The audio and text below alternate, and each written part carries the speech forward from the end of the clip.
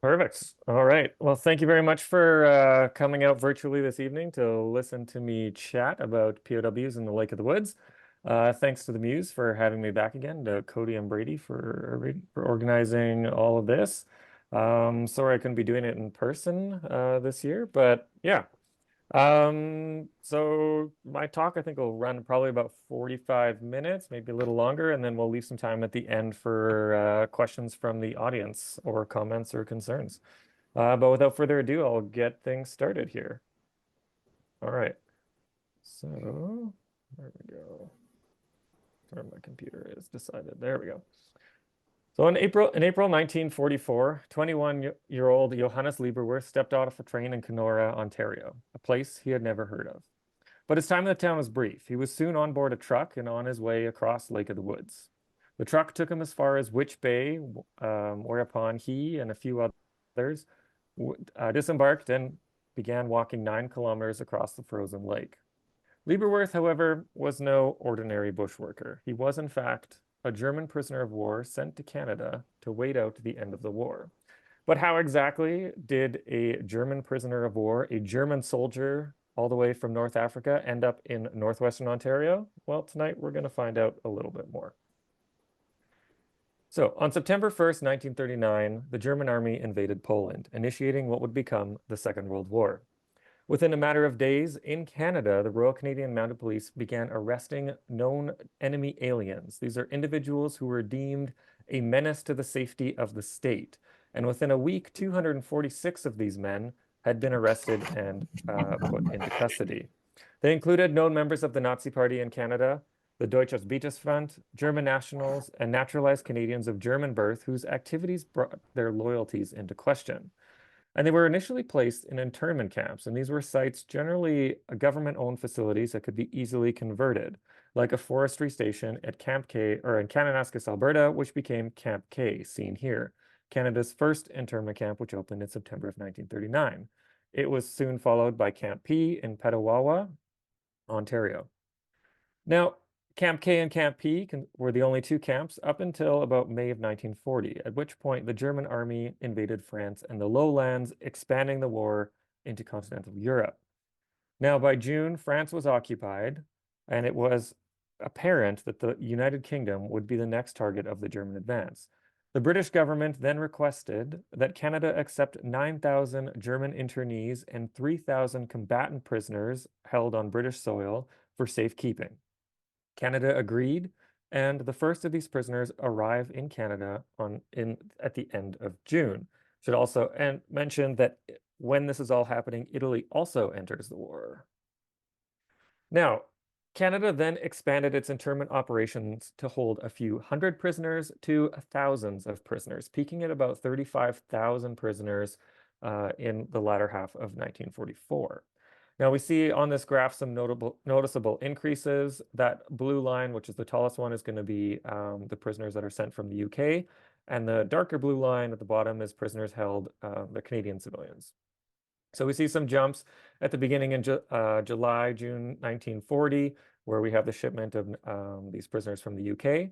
The next massive jump is prisoners arriving from North Africa. Then the third final jump is prisoners arriving after the D-Day landings. And then we see a rather dramatic drop-off of the prisoners who were eventually transferred to the UK for their repatriation to Germany. Now, holding such numbers of prisoners required more internment camps than Kananaskis and Petawawa. So over the course of the war from 1939 to 1947, Canada established a network of 28 internment camps across the country. Now, I will note that these were not all in operation at the same time, as some replaced earlier facilities. And these were a mix of existing facilities that were converted to camps and brand new purpose-built internment camps, such as this one at Camp 23 in Monteith, Ontario. Now, for the prisoners who were now spending their life behind barbed wire, they really tried to make the most of it, and this picture is a good example. You'll see a few prisoners kind of in the middle left who are playing soccer on a big open field. There's a tennis court on the right and some walking paths. And then this area was flooded during the winter to turn into skating rinks for recreation. Now, the International Committee of the Red Cross and the War Prisoners Aid of the YMCA were two international aid organizations that proved really important in providing prisoners in meeting their recreational, educational, and cultural needs.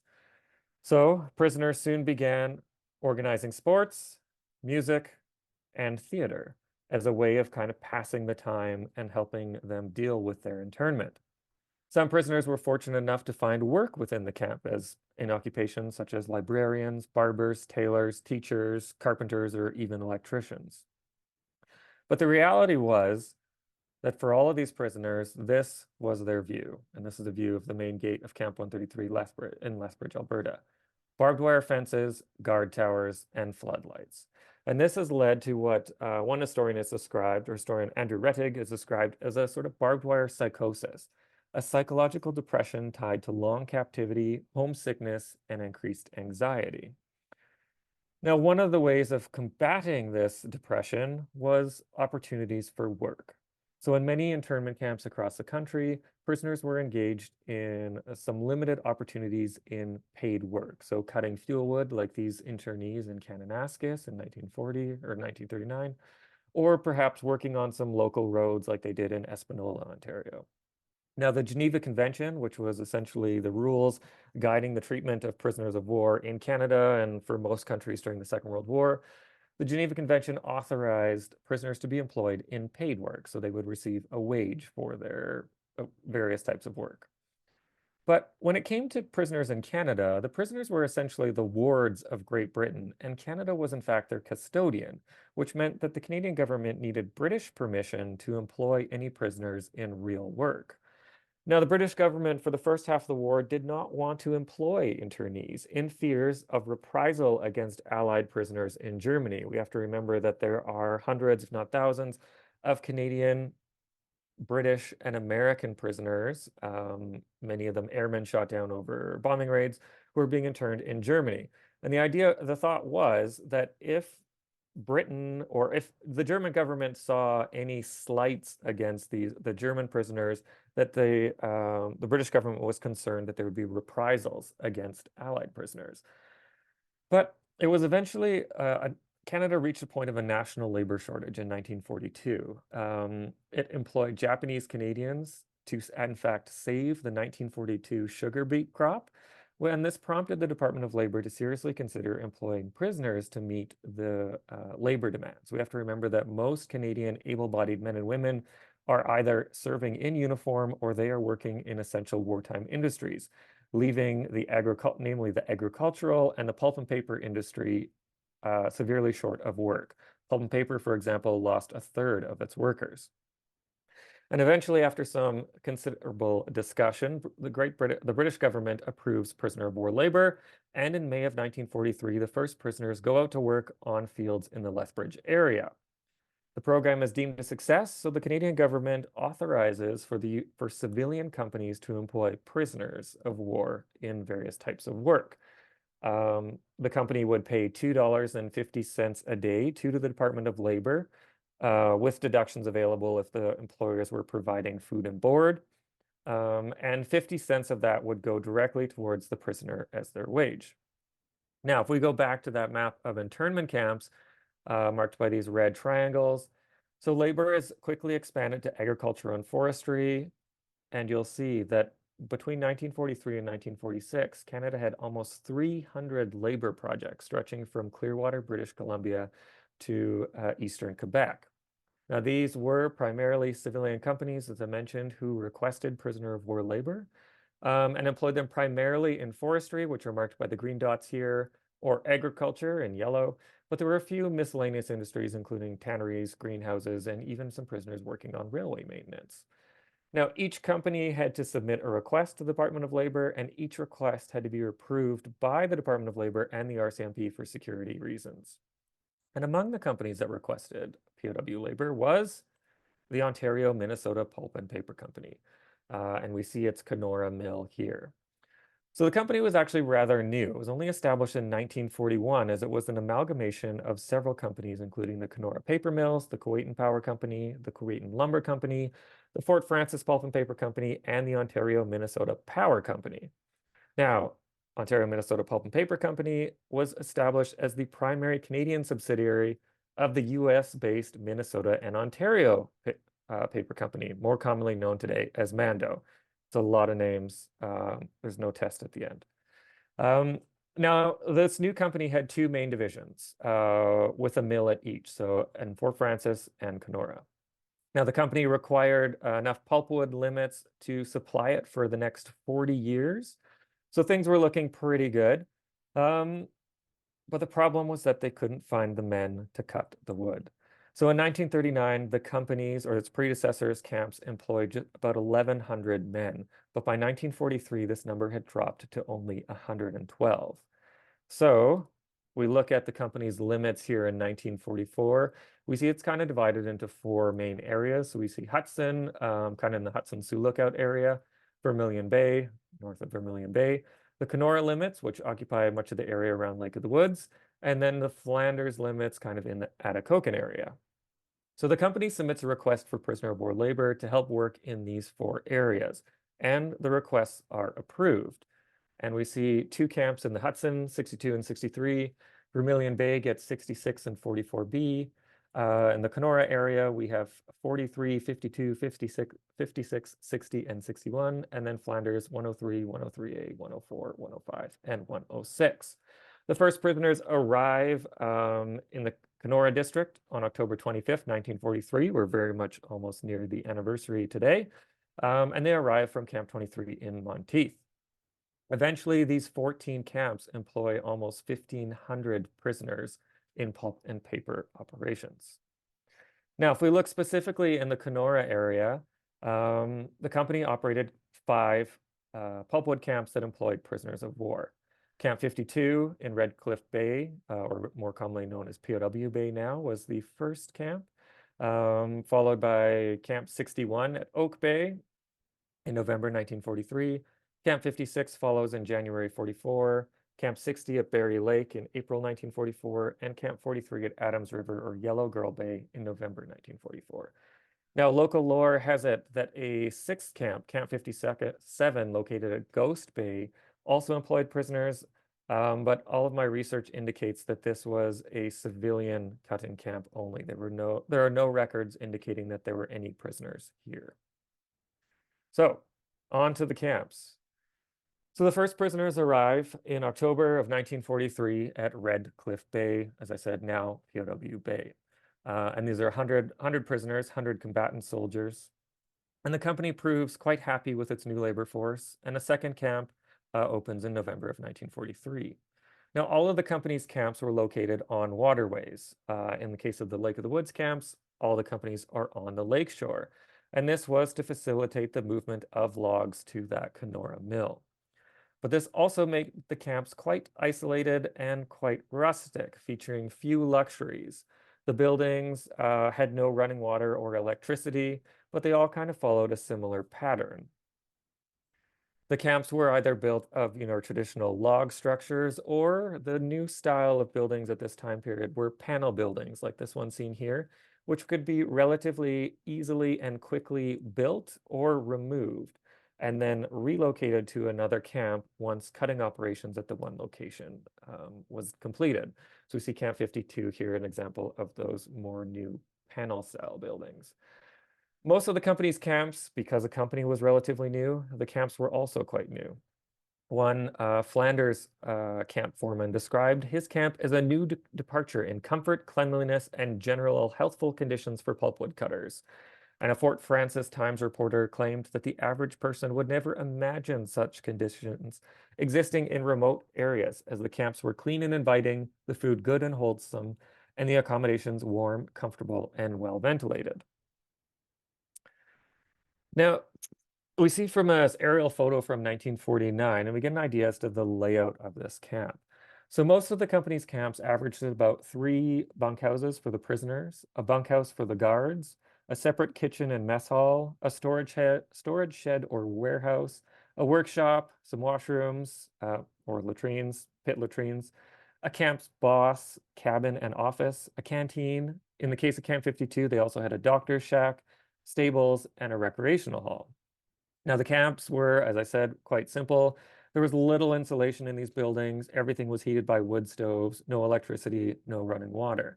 But the other kind of standout feature of these camps, typical of bush camps, was that you'll notice there's also no fences or guard towers. Surrounding these camps, it was just forests, lakes, and rivers. And this was entirely intentional. The Department of Labor wanted to give prisoners relative freedom in the hopes that they would work harder and actually be less likely to escape. But we'll talk about that more. Now, guarding or security of these camps fell to the responsibility of the Veterans Guard of Canada. Now, the Veterans Guard of Canada was established in May of 1940 and consisted of First World War veterans who were deemed too old for overseas service in the Second World War, but who were instead still able to provide valuable duties at home. And many of these, as such, fell to or began guarding prisoner of war camps. And we see a Kenora detachment here in front of the CPR station in town. Now, these camps had generally one guard for every 10 prisoners. So you're looking at about 10 guards and 100 prisoners at each of these camps. The guards generally went about their duties unarmed, although they did have their rifles if needed. And they were responsible for maintaining security and supervision at the camps and at the work sites. They took roll call in the mornings and evenings to make sure the prisoners were where they were supposed to be. They set camp boundaries and they collected and distributed prisoner of war mail. They also had to make sure that the prisoners did not have access to any civilian clothing, received money or gifts outside of their work pay, or have contact with civilians outside of work. Now, we also have to remember that many of the prisoners were the same age as these guards' children, so these guards generally proved to be pleasant and friendly towards their charges. As for the prisoners themselves, those employed in the Kenora area came from either Camp 23 in Monteith, Ontario, or Camp 132 in Medicine Hat and Camp 133 in Lethbridge, Alberta. All of them had volunteered for the work, and most were going to be in their 20s or 30s. They included sailors, soldiers, and airmen. Generally, the practice was to use one branch per camp, so one camp would be entirely Army, one would be entirely Navy, but this was later abandoned in favor of just having mixed camps, for it was much easier. Some of these prisoners had been captured early in the war, kind of in that 1940 period. Others had been captured in North Africa, and some after the D-Day landings. Now you'll see here that they are still, this picture was taken in Lethbridge, they were still permitted to wear their German uniforms, but at the work site, they had to wear their work uniform. And their work uniform consisted of a denim jacket, denim trousers, and a denim cap. Now, to mark them as prisoners of war, you'll see here they had a 14-inch red circle on the back. The prisoners would jokingly say that this was for the guards to aim at as the prisoners tried to run away. And the pants were marked in a similar style with a 4-inch red stripe down the leg, and the hat had a similar stripe down the center. Now, as for work, the camp was administered by a camp spokesman. So he was the prisoner who was in charge of the prisoners. And we see one of them here, Walter Meisler, who's the second from the left. And his role was to make sure everything ran smoothly. He was in charge of the prisoners, and he was the contact point between the prisoners and the company, as well as international aid organizations. Now, the company also had a skeleton civilian crew. So we see a couple civilians on the right-hand side. And this civilian crew included a foreman or camp boss, some administrative clerks, as well as instructors and skilled laborers. At Camp 52, for example, the civilians included a foreman, a crew boss, a camp clerk, a cook, an assistant cook, a walking boss, a blacksmith, mechanic, and a handyman. Now, coming from their barbed wire confines of Lethbridge, Medicine Hat, or Monteith, the prisoners greatly valued their newfound freedom in the bush.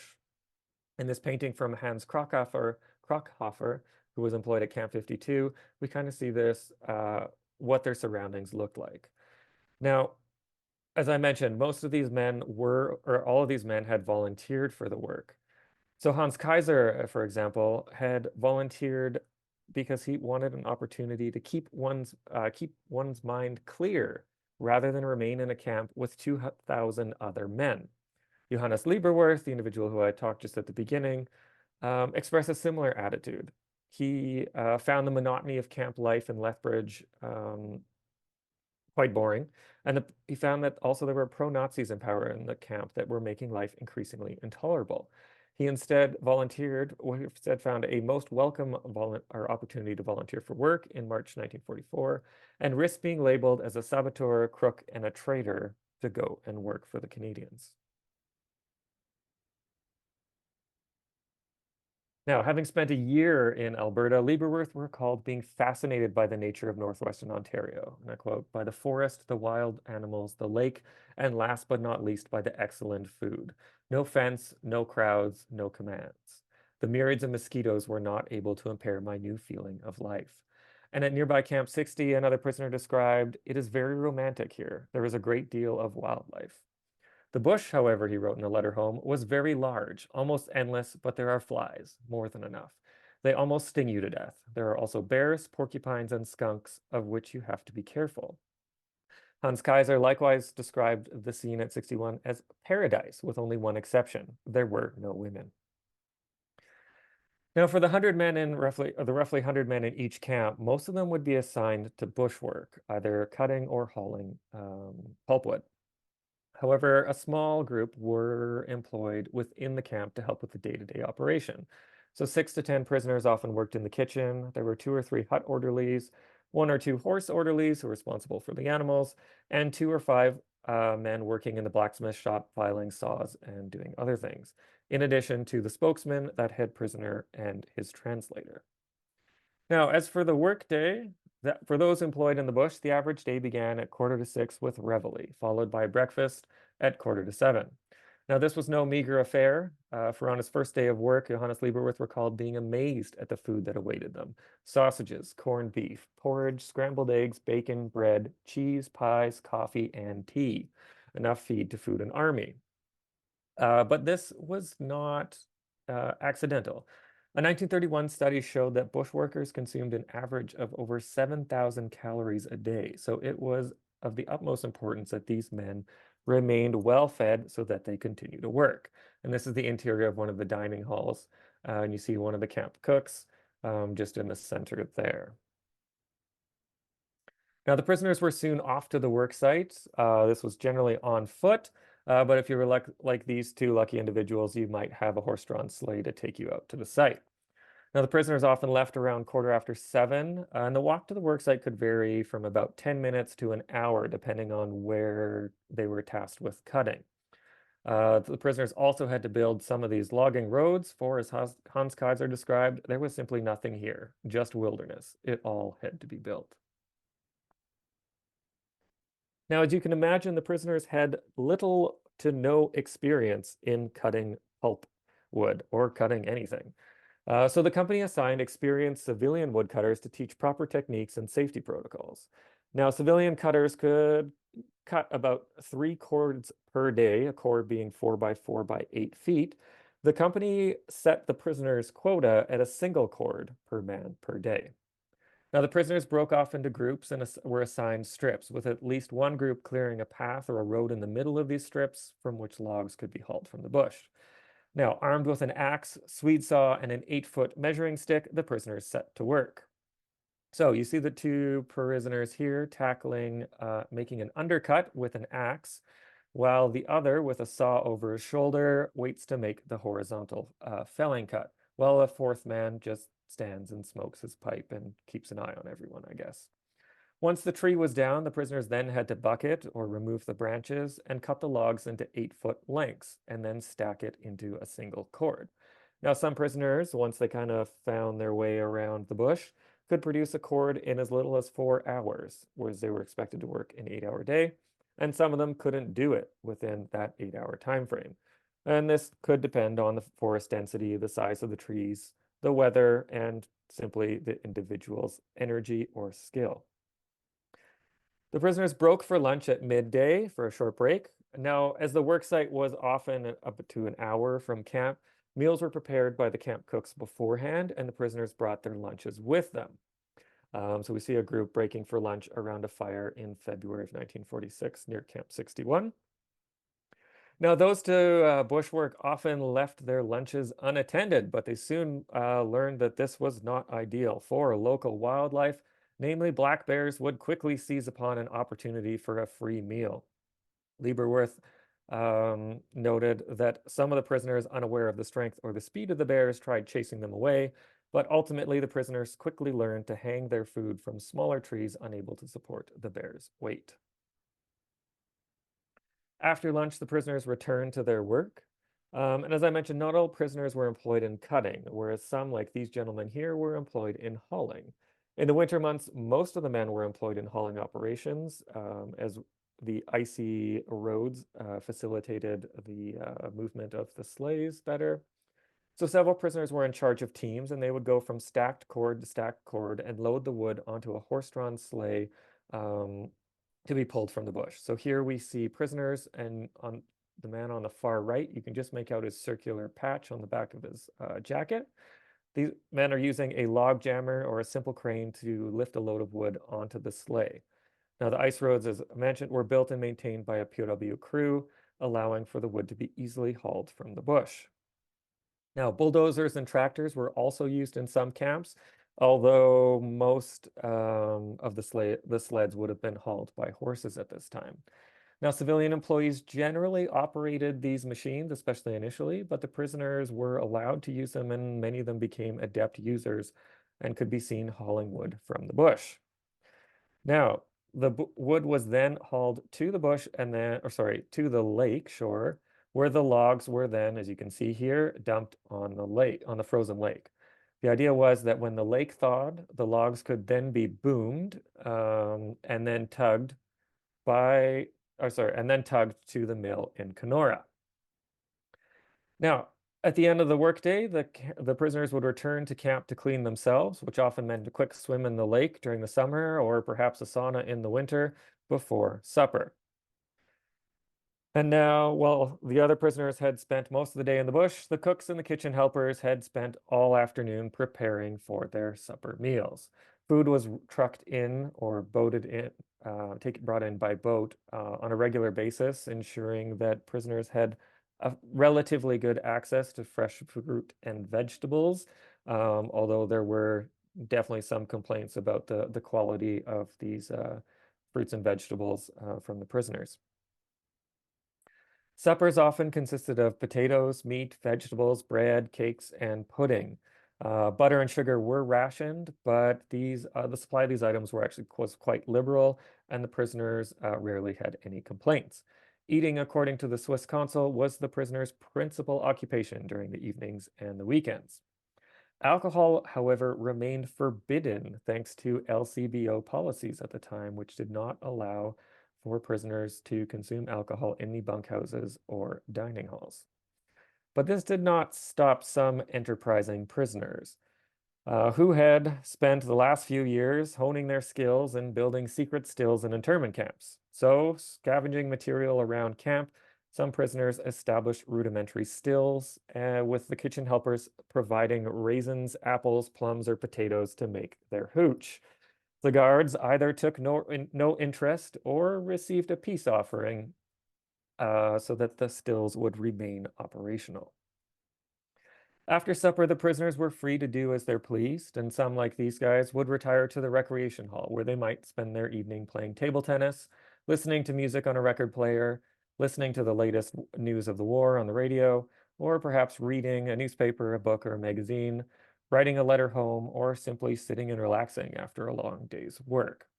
Recreation halls were relatively unheard of in bush camps. And this was kind of one of the elements that was introduced to logging camps in the 1940s, thanks to the prisoners of war, as this was a requirement to have some space for the prisoners to spend their free time in. So after the war, because of the prisoners having recreation halls, you see civilian cutters and civilian employees pushing for recreational spaces in their camps. Now, prisoners could also use this time to shop in the store canteen. You'll see the hours there are generally from 5 to 7 p.m. Now, the prisoners received 50 cents a day for their work. Some of this would go to a savings account. About 20 cents would go to a savings account back in the internment camp, but the rest would go to receive as wages.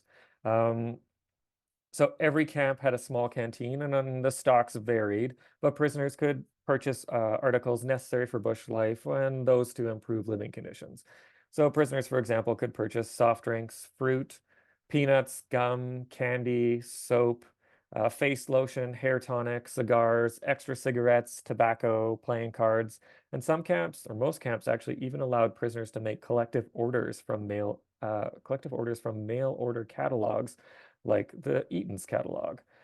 This practice, however, was discontinued as they discovered that many prisoners were ordering illicit articles or articles they were forbidden from having, like compasses.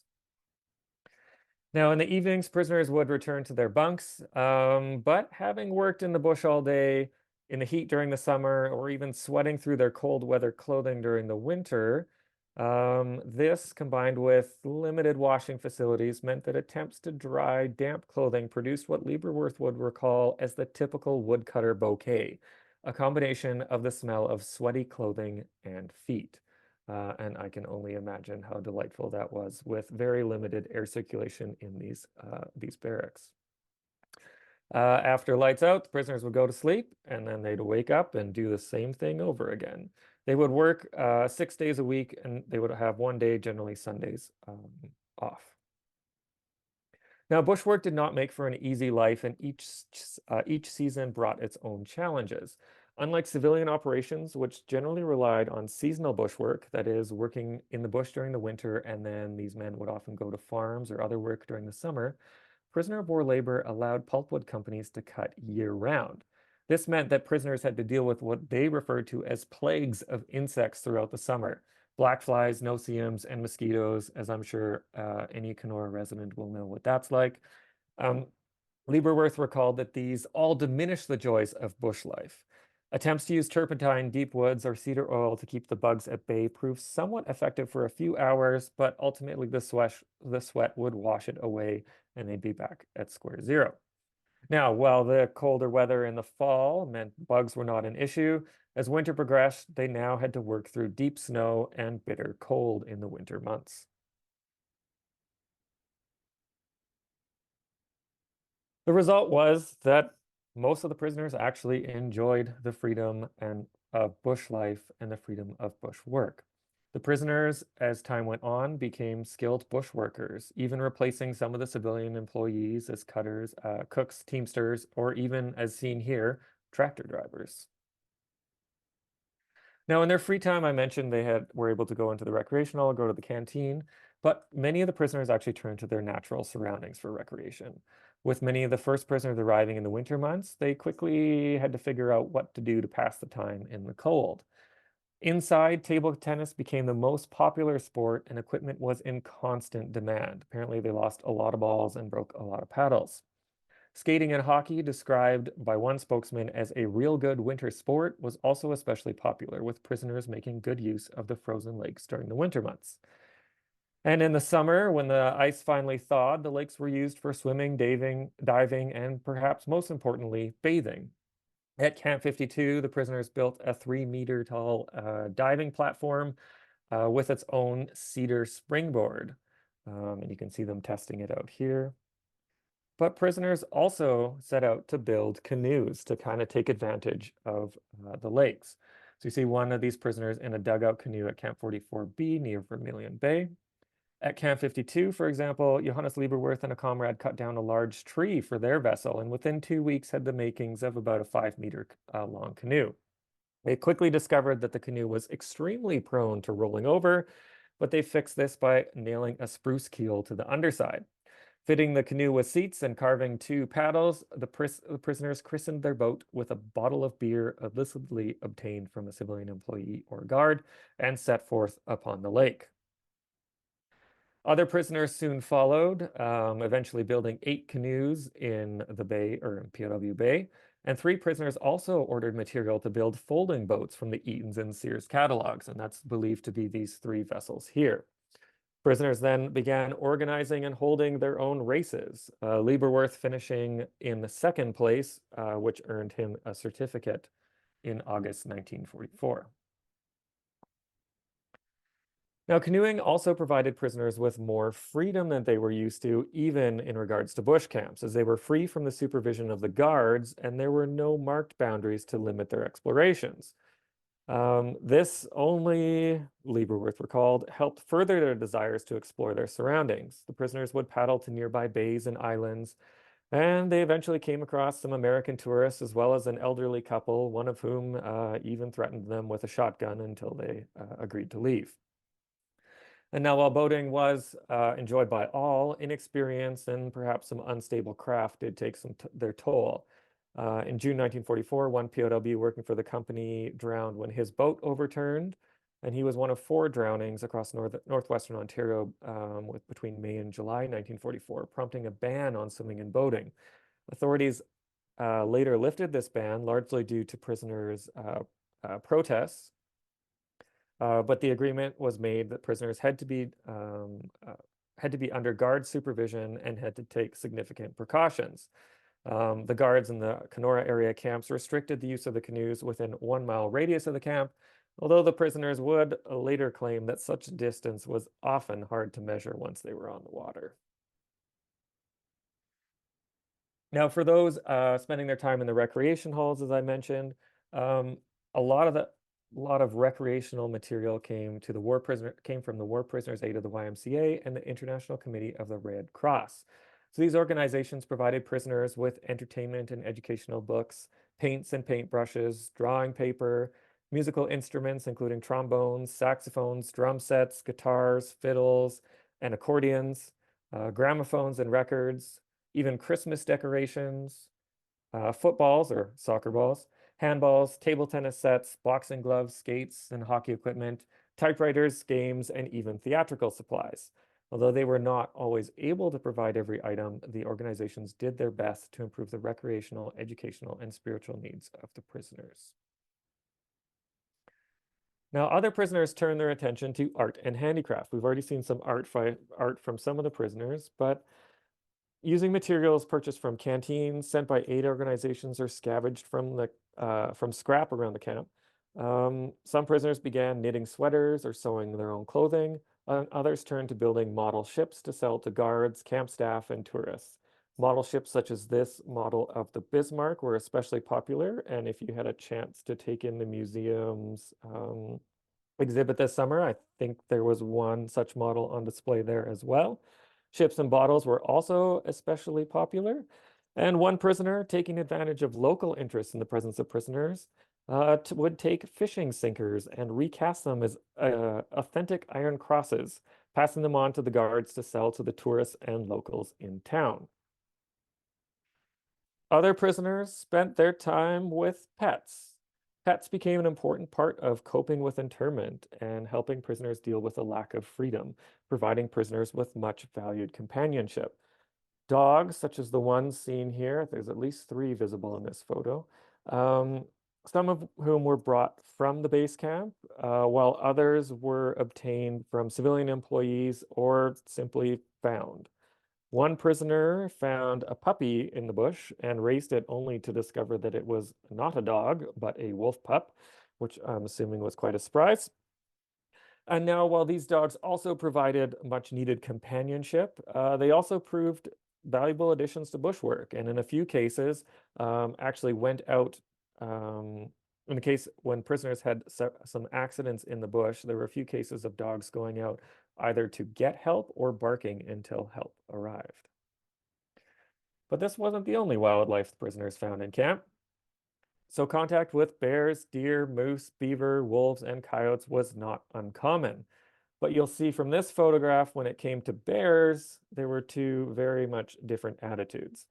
At Camp 61, Hans Lögen recalled that some of the guards would even take the prisoners hunting, and prisoners at Camp 44B also borrowed rifles, from the guards and camp staff to hunt the occasional duck or deer.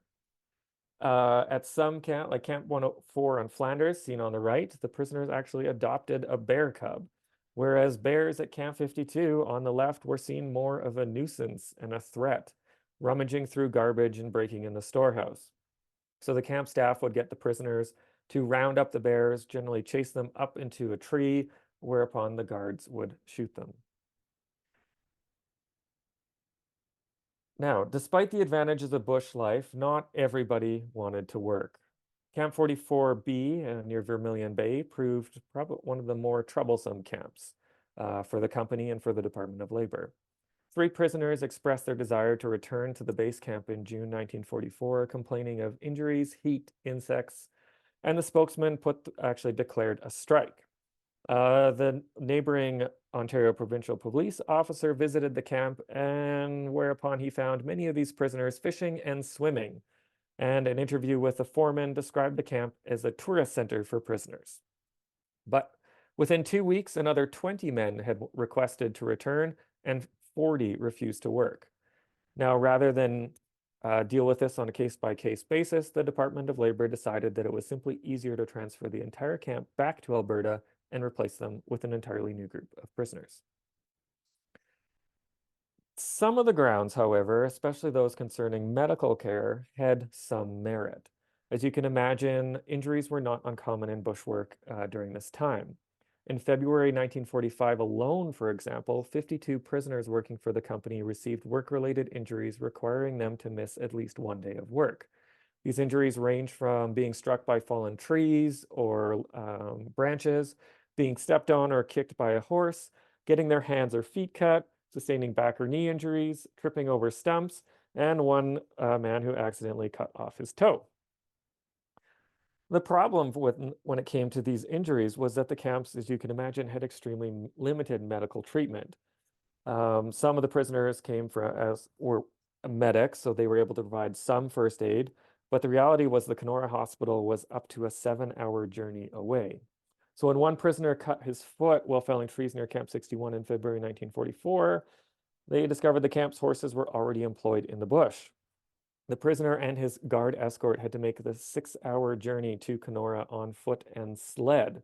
And the prisoners quickly realized that a serious incident would result in the same 6-hour journey. So they simply refused to work unless the situation was rectified.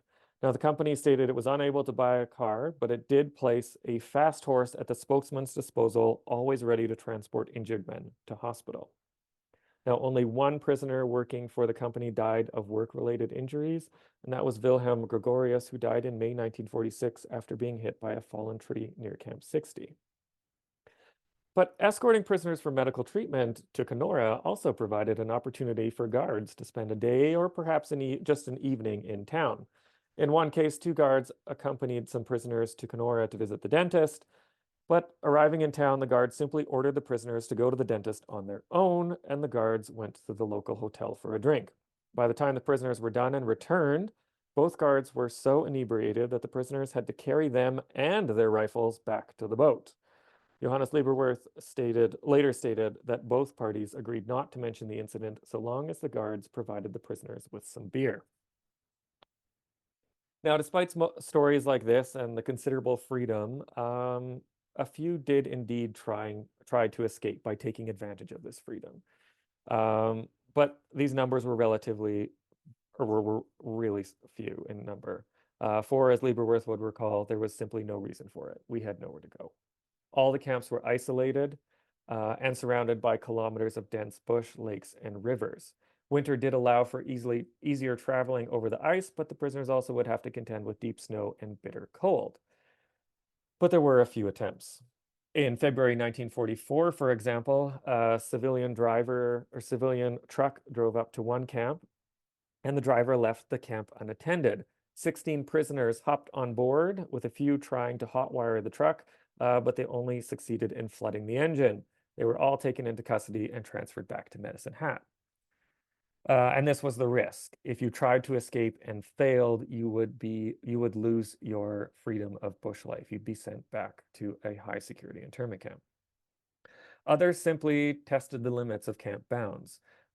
Police in Kenora began frequently receiving reports from local fishermen that their camps or shacks had been visited by unknown persons while they were away, and one fisherman even reporting that someone had tried hot-wiring his vehicle.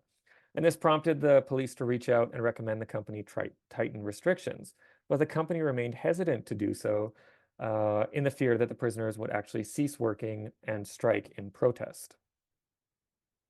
Now, restrictions were also only useful if the prisoners heeded them. In the morning of November 12th, 1944, 22-year-old Erwin Stockel and 19-year-old Wolfgang Berchter disappeared from Camp 43. They had only arrived from Medicine Hat 3 days prior and were on a hike, or left on a hike to explore their new surroundings. They took no supplies, only the clothes that they had been wearing, but they failed to return that evening. A search revealed no trace of the missing men, and for the next week, the guards, police, and company officials scoured the area without a trace. It was not until May 1945 that the captain of a company boat noticed scraps of clothing in the bush along the shoreline some 4 miles from the camp. He found the remains of the 2 men further inland, both of which had been mauled by bears probably that spring. The official cause of death was deemed misadventure and exposure shortly after their disappearance. The pair were then taken to Kenora and buried in the cemetery there.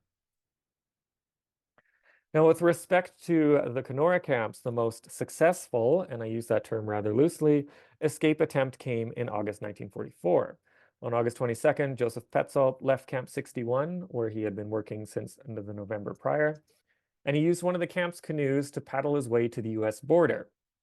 He stole civilian clothing from an unattended clothesline from a local cottage, stopped at one island and asked some residents for food, and remained on the lam for about 6 days before he was actually picked up by a fisheries boat near Warrod, Minnesota.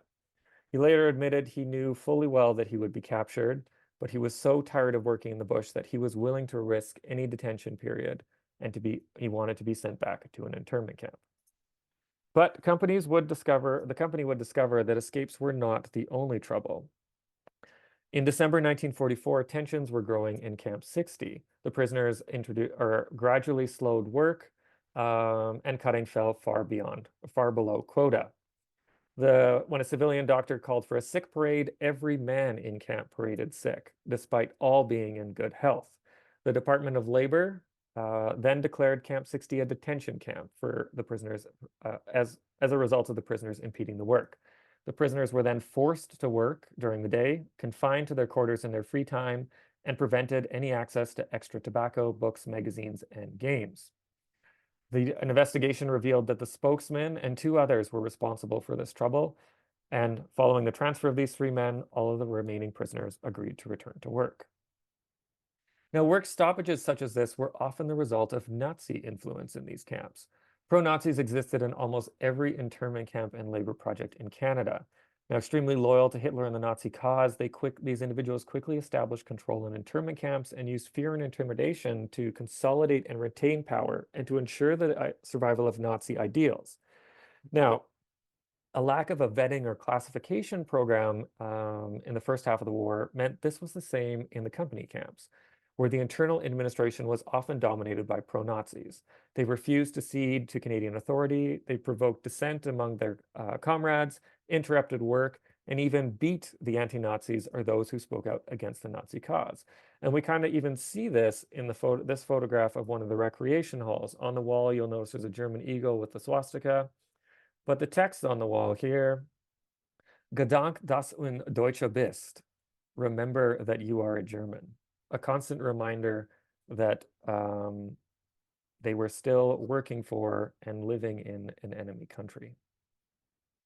Now, news of Hitler's death and the surrender of Germany in May 1945 had varying effects on the company's camps, but the pro-Nazis still clung to power within the internal administrations. And we can actually see on the wall of the canteen here a poster announcing the German surrender. At Camp 52, when prisoners learned of Hitler's death, they held a makeshift memorial service, removing Hitler's portrait from the wall, burning it, and scattering the ashes across the lake. A Department of Labor inspector who was visiting at the time rather sarcastically noted it was unknown whether the lake's fish then died. And while fanatical Nazis appeared to be in the minority, the best case to solving any problems was to transfer the troublemakers elsewhere. But the problem was how to identify them. And this, largely when it came to the Kenora camps, came to the result of using a German POW doctor, Dr. Wilhelm Gross, who arrived at the company's camps in May 1945. Now, Gross was primarily intended to provide medical care in the camp and relieve some of the fears of the lack of medical care. But Gross was an Austrian and an Austrian anti-Nazi, and he had frequently received death threats at the hands of the Nazis in Lethbridge due to his views and cooperation with Canadians, and he had subsequently been placed in protective custody. And through Gross's work, he discovered that Walter Meisler, so that individual second from the left, was a Nazi through education and kept the camp strong, Nazi-minded. He censored his men's mail. He pressured prisoners not to exceed their quota, and he also enforced their own will. So 2 prisoners, for example, were beaten during the night by their comrades and had to be taken to hospital, all because they had refused one of the spokesman's orders. At Camp 52, nearby, Gross discovered that, and I quote, unmitigated Nazi terror reigned. The spokesman and the translator forbade the men from reading the latest news. They oppressed free speech. They censored the mail and assembled an improvised police force to monitor and threaten anti-Nazis in the camp. One anti-Nazi told the doctor of terroristic conditions and warned that he feared for his life. And several of these anti-Nazis recognized that their lives were in danger. So they made a pact to always remain close to one another, both at the worksite and in the camp. And at night, they would barricade themselves into their own section of the bunkhouse, all with axes kept close at hand and ensuring that at least one of their men remained on guard throughout the night.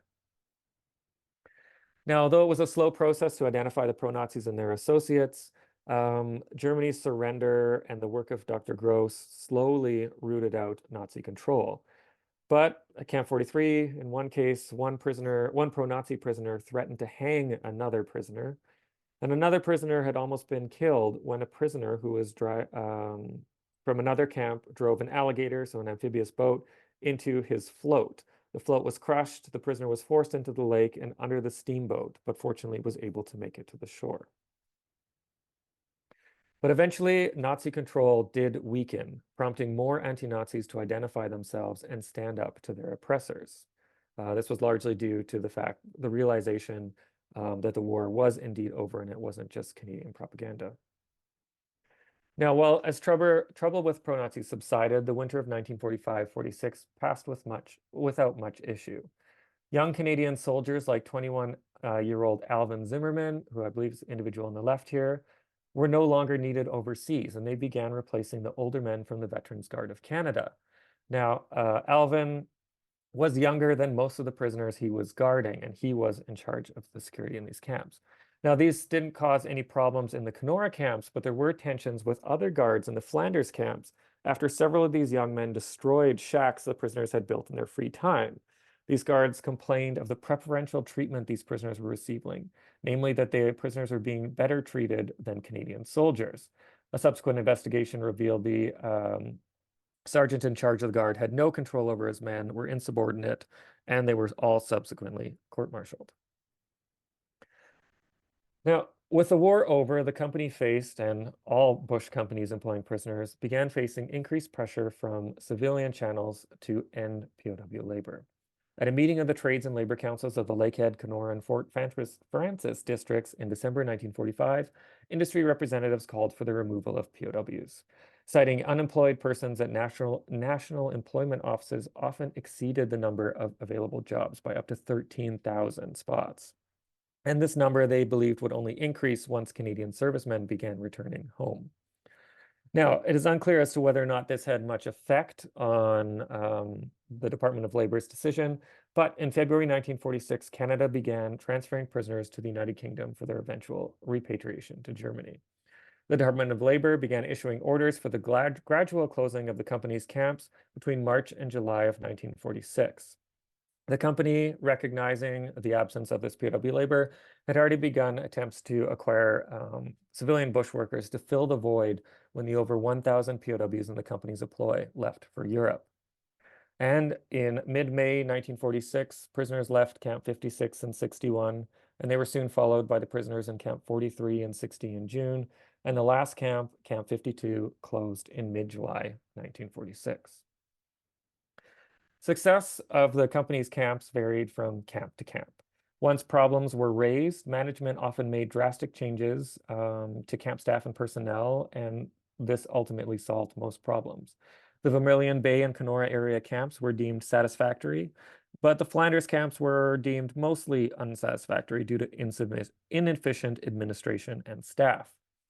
However, goodwill and cooperation existed between the prisoners and camp staff in nearly all of the company's camps, primarily due to the fair and reasonable treatment by the Ontario Minnesota Pulp and Paper Company. And the prisoners, as I mentioned, appreciated this. They thanked the company for their treatment. And in one case, in appreciation of the services the YMCA had provided, the camp spokesman presented 10 prisoner of war built canoes to be used at the closest YMCA boys camp, thanking the YMCA for their generosity. However, it is unclear if the canoes ever made it to the camp. As for the prisoners, once they left Lake of the Woods, some spent the summer of 1946 working on farms in Ontario and Manitoba, but most were transferred to the United Kingdom for their eventual repatriation.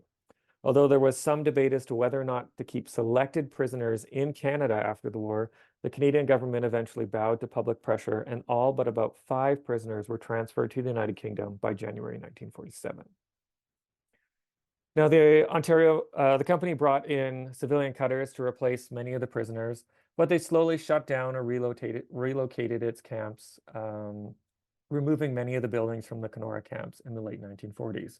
And from this 1949 aerial, you can still make out where the buildings were, but most of them had actually been taken down and relocated, at least the panel buildings, where you see a large barn or stable in the upper right, which would have been a log structure, which has survived. And in the last 80 years, the site has changed rather significantly, but you can still make out some of the earthen berms that mark where the buildings once stood. In particular, if you look at where the POW quarters were in the center of the photograph. Now, signs of the camps remained for many years. And in one case, William Crya provided me with these photographs, and his family visited one such camp around 1950, and they found one of the prisoners' canoes, which had apparently drifted in and been covered in sand and reemerged on a nearby beach. These canoes and folding boats were once common sights on the water near the camps, but they were left behind to suffer their fate at the hands of their elements, or the hands of some locals who took the opportunity to appropriate some of these finely built craft and brought them home to their cottages and homes and used them for many years to follow. Now, 6 prisoners died while employed by the company, but all were accidental or related to health conditions. And as I mentioned, only one man died of work-related injuries. The 2 men disappeared or succumbed to elements. Another drowned. One died of tuberculosis, and another one died of a heart attack. Now, these individuals were either buried in Kenora, Sioux Lookout, or Thunder Bay.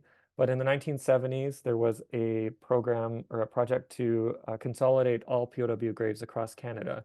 And all of the men who used to work for the Ontario Minnesota Pulp and Paper Company, like all other prisoners, their graves were reinterned in Kitchener, Ontario, where they remain today. After the war, the prisoners returned to Germany, but it was a much different Germany than they had left behind many years prior. And when the Canadian government lifted its restrictions on immigration from former enemy states in 1951, former prisoners began returning to the Lake of the Woods, either as tourists or as immigrants hoping to start a new life in the area where they had spent part of their youth. When Hans Kaiser returned to Germany in 1947, the former Camp 61 employee felt something was missing. There was no lake, no water, no nothing. 2 of his former comrades had returned to Kenora, so he decided to return as well, this time bringing his wife with him in 1953. He worked as a carpenter and woodcutter and stayed in Kenora for the remainder of his life. Johannes Lieberworth, seen here on the far right, returned to his home in Dresden in 1947, but he returned to Canada in 1977 as a wife for a visit. They soon after purchased a summer home in Sioux Narrows and returned there every year. He penned his memoirs, Altermann und Corned Beef, both to shed light on his life as a prisoner, but also as a way of thanking Canadians for the treatment that he had received while here. Hans Seefeld, formerly at Camp 44B, brought his wife when he returned to Canada and eventually settled in Moonachie, spending the rest of his life there. Hans Krokhofer, who sketched most of the art that you've seen here, returned to Austria, but he missed his time working in the bush. He eventually returned to Canada in 1954, settling in Thunder Bay and working for Abitibi Power and Paper Company before taking work on as a draftsman, illustrator, and map maker for Great Lakes Forest Products. And before he passed away in 1997, he donated a large number of sketchings, paintings, and sculptures to the Thunder Bay Museum. Quite a remarkable story, but as Johannes Lieberworth stated in a 2005 interview, we came as temporary enemies in war, and we left as permanent friends in peace. And that is all I have for you this evening. Thank you very much for those who are still awake. I hope you learned something or found it enjoyable. For anyone who's interested in learning more about prisoners of war in Canada or my research, please check out my website, powsincanada.ca. And before we break for questions, I will say if anyone has any connections or stories pertaining to POWs, and especially in the Lake of the Woods area, please reach out. I'd love to hear from you. You can do that on my website or my email address there, michaelsohagan@gmail.com. But I think we'll turn it over for questions now.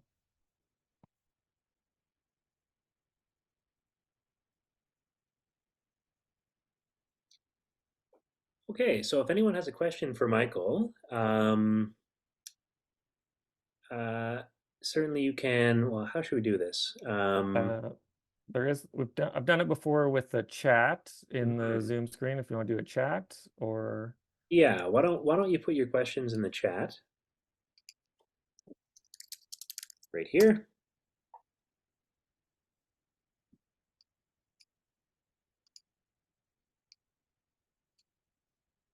And just while everyone kind of thinks, I have a question actually. yeah, go for it.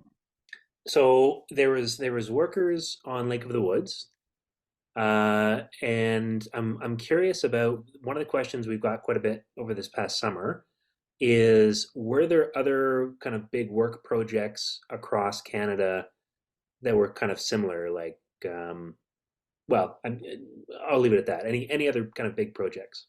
Yeah, for sure. So, like I mentioned just at the beginning, there were about 300 labor projects scattered across the country. I'll pull up nope, the wrong map here. Whoops. So every dot on this map you see is going to be the location of a labor project. Some are going to be big, some of them are going to be small. Most of them, the woodcutting ones, are going to be the roughly 50 to 100 man camps that operated much in the same way as those in the lake on the Lake of the Woods. And you'll have a few, and especially in the agricultural sector, you've got temporary farm hostels that are established throughout the summer months where up to about 100 prisoners as well were working from tented hostels. So they're harvesting sugar beets primarily. The largest work project was going to be in Riding Mountain National Park, not far from where I grew up in Manitoba, that employed 440 prisoners in cutting actually firewood. Um, this was, however, a test project that was decided that work camps were better suited in kind of that 50 to 100 man range. Um, so yeah, it's a long way to say that yes, there were many others, almost 300. And like if you look at the map, they were all over the place. And I think that that's something, at least that I've come across, that a lot of people either didn't know about or have forgotten. Okay, very interesting. So I've got more of a comment here from Doris. Mentions the presentation from 2019, but her dad was a POW at Angler on Lake Superior, and she has his photos and memoirs.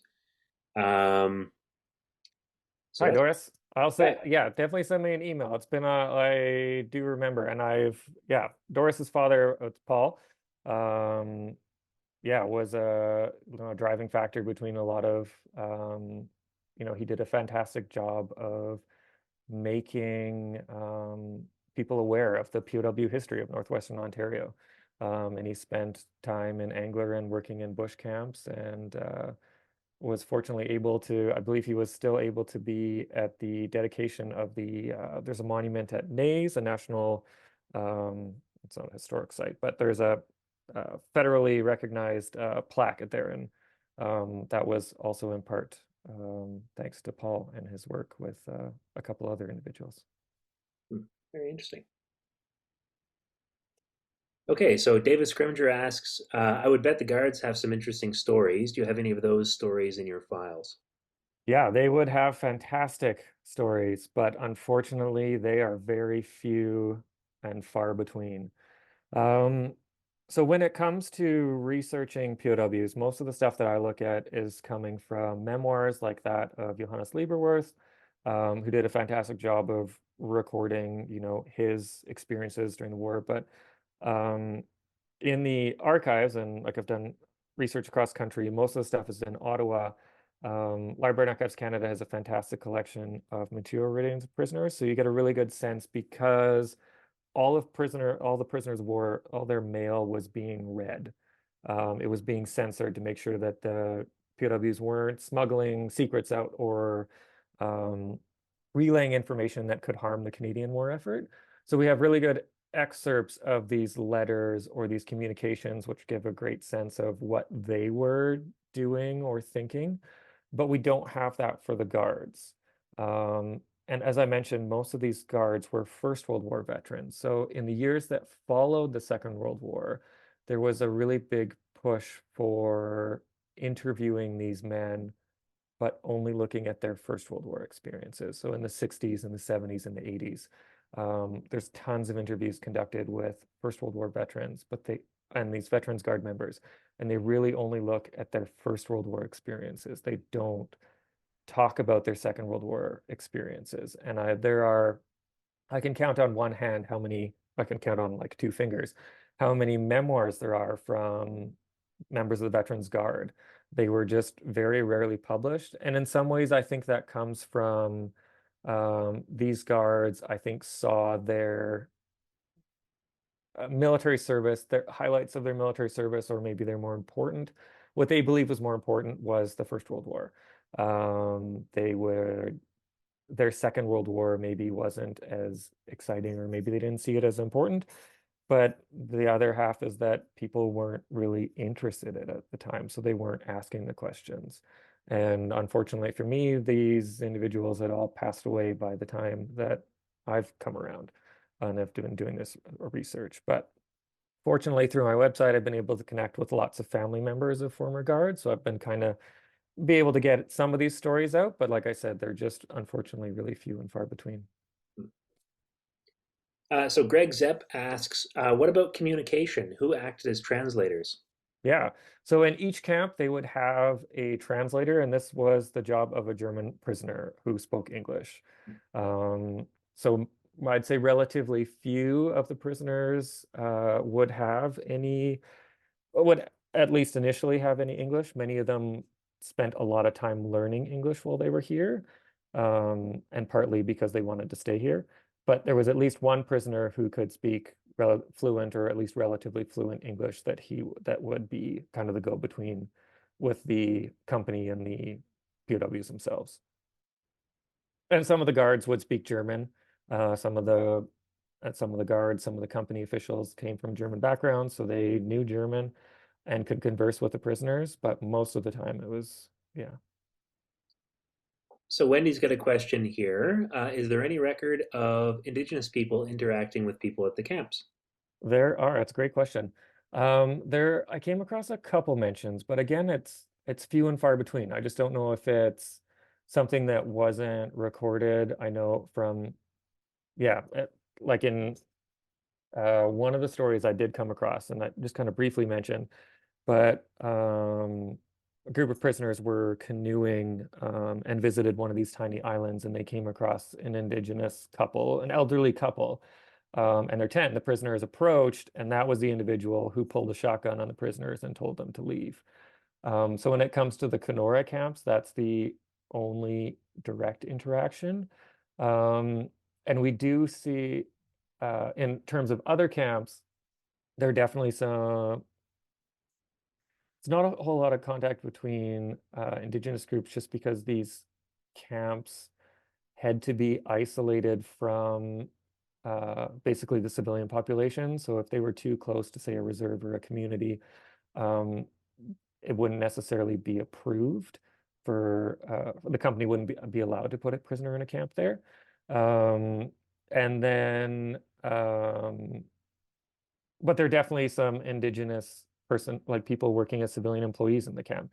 And there is definitely a fascination with these German prisoners with indigenous populations. They grew up on stories, adventure stories of the American frontier in the interwar period. So they were really excited to meet and engage with these indigenous people, but there wasn't a lot of it. But yeah. Okay, I got a question from Joe Lauren. So Joe was helpful earlier in the summer and provided the location of the camp that was on Berry Lake, which is really good. Mhm. So thanks for that, Joe. But he has a question regarding Ghost Bay. Agree that things found at the site are a little bit different from the other sites. What data did you find that discounts Ghost Bay as an official POW camp? Yeah, the data that I found that discounted it was that there was no data. Um, the Department of National Defense and the Department of Labor, so the two federal organization or departments that were responsible for um, POWs and POW labor, did a fantastic job of catalog or keeping track of every single camp that was in operation because that was their job. They needed to be able to track which prisoner went where. Um, and where they were at what time for just pay records, for security reasons, and just to make sure that everyone was being accounted for. So I have records from all of the camps that I mentioned. There is just literally no mention of any Camp 57 in the POW side of things. But I do have aerial photographs of that area, so I know for a fact that there was indeed a logging camp there. Um, it just would have been a civilian operated camp or one that came after or before the prisoners. So another a question from Greg. We actually got this from a couple from Minnesota who came in the other day Mm, as well.